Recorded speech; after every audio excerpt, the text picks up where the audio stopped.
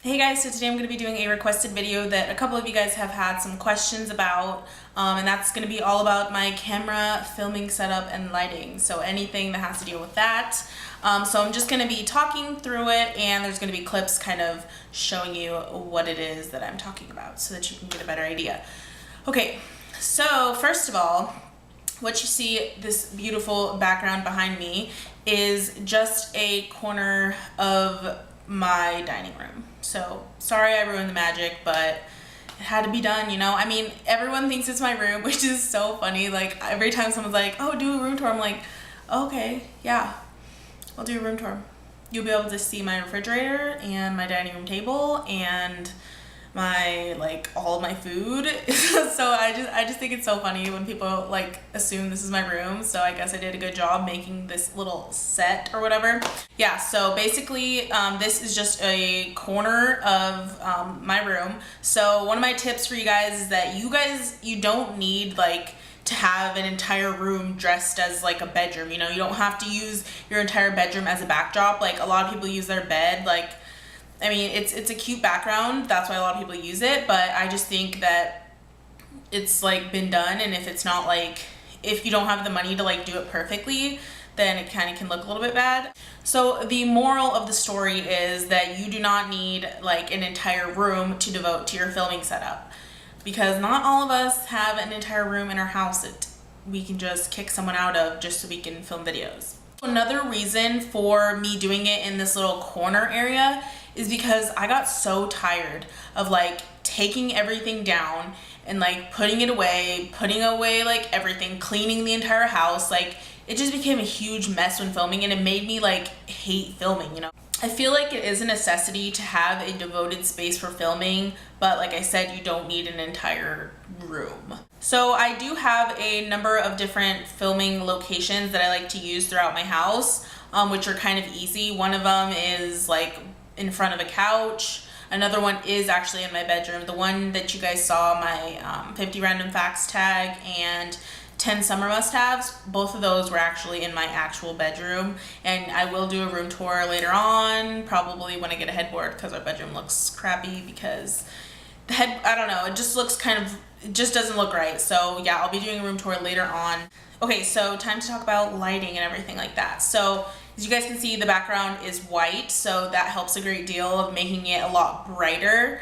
And what I have for my main source of lighting is a Target lamp, which I'll show you. You guys will see the clip, with the movable heads to it, just so I can kind of place them where I need to.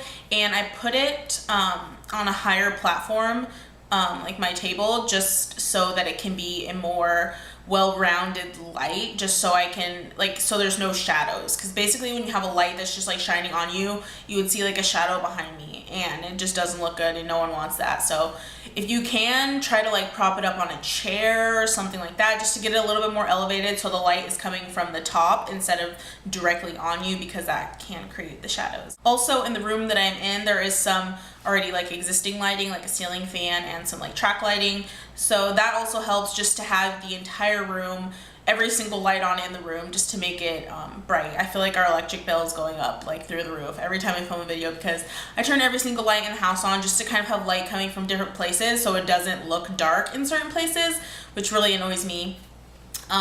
So yeah, basically you don't have to spend a lot of money on lighting. Like soft boxes, I know those can be good too.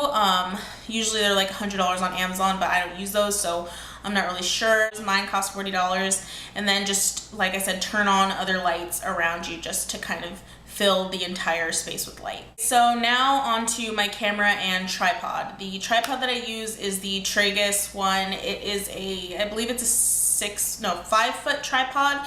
I got that from Target too. I think it was only $15. And it works pretty good. It's not the best tripod in the world, but I mean, it'll do. It stands it up, so I don't have to like stack books upon books upon books just to make it really tall. So yeah, I love having a tripod. It's so much easier. Like, if one thing you get, like if you don't even have good lighting, get a tripod. It'll make it so much easier for you. Like, you don't even know. It's so easy to have a tripod. And then the camera that I have is the Canon PowerShot ELPH 100 HS. And it's kind of like, I got it, I don't even know, like 3 years ago, and think the quality is all right. I wish that I could do like more in-depth stuff. I feel like it doesn't really give you a crisp quality. I know a lot of people have the 300 HS, which is better because it has like autofocus and it's a lot wider of an angle lens. So that one is probably one I would get. It's a little bit more expensive, like $50 or so. So this camera is probably only about $100 if you get it on like Amazon or at Target. But I'd recommend definitely getting like the 300 HS or something like that, just a little bit better, like one of the more progressed models, because it is a good camera. It does give off great quality, but just some of the features on the new one have gotten a lot better. All right, so I hope you guys found this video helpful. If you do have any more questions about like the lighting, the camera, the tripod, anything like that, probably it'll be listed below, but if you don't see it there, you can leave me a comment. Yeah, so I guess that's it, and I'll see you guys next time. Bye.